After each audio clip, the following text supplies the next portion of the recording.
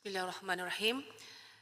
Tuan Yang di-Pertua, pindaan kepada bahagian 1 jadual ke-10 Perlembagaan Persekutuan ini adalah satu langkah yang sudah lama dinantikan, memandangkan kali terakhir kadar ini disemak adalah pada tahun 2002. Perlu juga difahami bahawa pemberian mengikut bilangan orang ini bukan ihsan dari kerajaan pusat, tetapi ianya adalah hak statutory negeri-negeri di bawah perkara 109-1-A Perlembagaan Persekutuan. Umumnya saya menyambut baik kenaikan kadar ini kerana ianya sangat bermakna bagi negeri-negeri berpenduduk kecil untuk menampung kos pengurusan mereka. Namun ada beberapa perkara yang perlu diberikan perhatian oleh Dewan ini dan juga penjelasan daripada Yang Berhormat Menteri. Tuan Yang di-Pertua, saya rujuk buku anggaran perbelanjaan persekutuan bagi tahun 2026 yang telah dibentangkan pada bulan Oktober 2025. Muka surat 61 di bawah maksud tanggungan 12 perbendaharaan. Di situ dinyatakan butiran 010-100 anggaran pemberian mengikut bilangan orang bagi tahun 2025 adalah sebanyak 434.6 juta ringgit. Dan bagi tahun 2026 pula sebanyak 547.56 juta ringgit. Pertama, jumlah yang dianggarkan yang dibentangkan dalam RUU ini telah pun dimasukkan di dalam anggaran perbelanjaan tahun 2026. Maksudnya di sini secara asasnya kita telah pun bersetuju dengan kenaikan kadar ini sewaktu kita meluluskan belanjawan 2026 tahun lalu. Apa yang kita lakukan hari ini adalah untuk memastikan setiap pembayaran yang dibuat yang telah dipersetujui mengikut proses undang-undang yang sepatutnya. Seterusnya saya rujuk pula lampiran E di dalam dokumen yang sama yang mana pada tahun 2024 Sabah menerima 51.59 juta ringgit iaitu kedua tertinggi selepas Selangor dan jumlah ini mencerminkan bahawa Sabah mempunyai bilangan penduduk kedua tertinggi di Malaysia. Dalam isu bilangan penduduk ini saya ingin mendapatkan penjelasan daripada Yang Berhormat Menteri. Saya rujuk pada dua dokumen iaitu satu daripada buku anggaran penduduk semasa yang dikeluarkan oleh DOSEM pada bulan Julai 2025 dan satu daripada slide pembentangan oleh MOF 2 minggu yang lalu. Pertama, bilangan penduduk di Sabah adalah berjumlah 3.759 juta pada tahun 2025, manakala bilangan orang berjumlah 4.13 juta.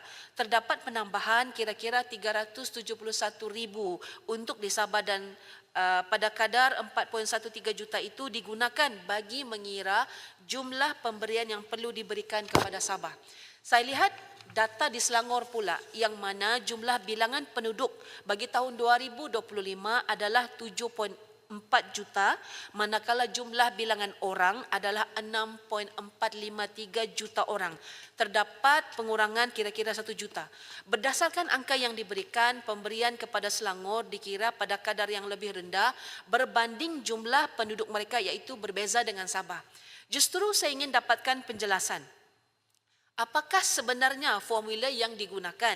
Apakah faktor-faktor yang diambil kira?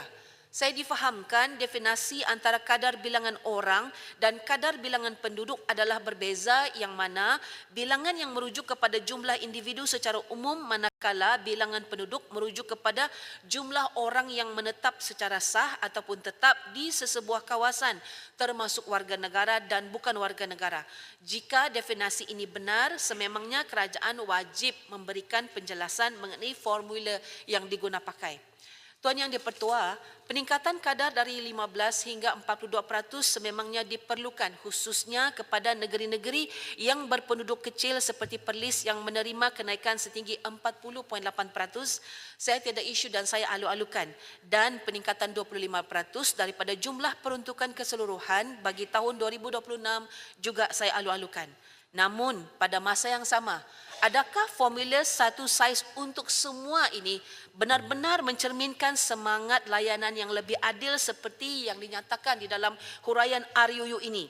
Mengapa negeri yang lebih luas seperti Sabah mendapat peratusan kenaikan yang jauh lebih rendah berbanding negeri kecil di Semenanjung? Bagi saya, formula sedia ada ini sangat tidak memihak kepada negeri yang mempunyai wilayah yang luas. Di bawah pindaan ini, bagi baki penduduk melebihi 1.1 juta orang, kadarnya hanyalah RM13 seorang. Ini bermaksud bagi Sabah dengan unjuran populasi 4.160 186,400 orang. Ini bermaksud lebih 2 juta orang di Sabah hanya bernilai RM13 seorang. Saya ingin bertanya kepada kerajaan, adakah RM13 ini cukup untuk menyelenggara infrastruktur di pedalaman Sabah atau kos logistik untuk menghantar perkhidmatan di Beluran atau di Kinabatangan maupun Kota Belud? Pekan-pekan yang saya sebutkan ini tidak boleh disamakan dengan kos di Shah Alam ataupun Georgetown. Belum lagi disebut harga barang, bahan binaan dan sebagainya yang jauh lebih mahal berbanding Semenanjung. Justru saya ingin mencadangkan agar sudah sampai masanya kerajaan mengambil kira regional weightage dalam formula pemberian ini pada masa hadapan. Ianya perlu mengambil kira keluasan tanah ataupun landmass dan bukannya sekadar bilangan kepala semata-mata. Tuan Yang di-Pertua, mengikut data DOSEM setakat Julai 2025, daripada 3.759 juta penduduk di Sabah, warga negara di Sabah berjumlah 2.72 juta orang atau mewakili 72% daripada penduduk di Sabah. Bukan warga negara pula mewakili 28% atau 1 juta orang. Kadar peratusan bukan warga negara di Sabah ini jauh lebih tinggi berbanding negeri yang paling ramai penduduknya dan paling banyak aktiviti ekonominya iaitu Selangor. Di Selangor daripada 7.4 juta penduduk, 90% atau 6.67 juta penduduknya adalah warga negara, manakala 10% atau 727 ribu penduduknya bukan warga negara. Saya mungkin boleh faham kalau negeri yang aktiviti ekonominya yang rancak seperti Selangor memerlukan ramai warga asing bagi memenuhi permintaan tenaga kerja. Tetapi di Sabah, jumlah bukan warga negara langsung tidak mencerminkan realiti ekonomi kami di Sabah. Mungkin ada yang cakap isu ini bukan isu baru, isu ini isu lama. Ya, tapi sampai bila? Yang kita berada di sini, apa kita buat untuk selesaikan isu ini once and for all?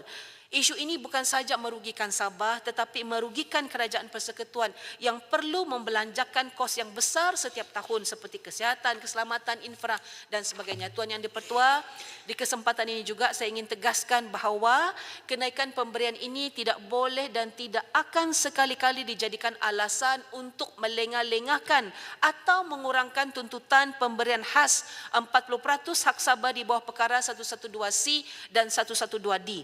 Ini adalah dua perkara yang berbeza. RUU ini hak perlembagaan untuk semua negeri dan 40% adalah janji yang masih kekal dalam Perlembagaan Persekutuan dan Perjanjian Malaysia 1963. Sebagai penutup, saya ingin mencadangkan kepada kerajaan agar pindaan perlu dibuat dengan memasukkan klausa semakan berkala automatik setiap 5 tahun. Kita tidak mahu lagi perkara yang sama berulang, tunggu lagi 24 tahun untuk melihat kadar ini disemak semula. Hak rakyat Sabah dan negeri-negeri lain tidak harus terhakis oleh inflasi. Sekian, terima kasih. Baik, saya jemput pembahas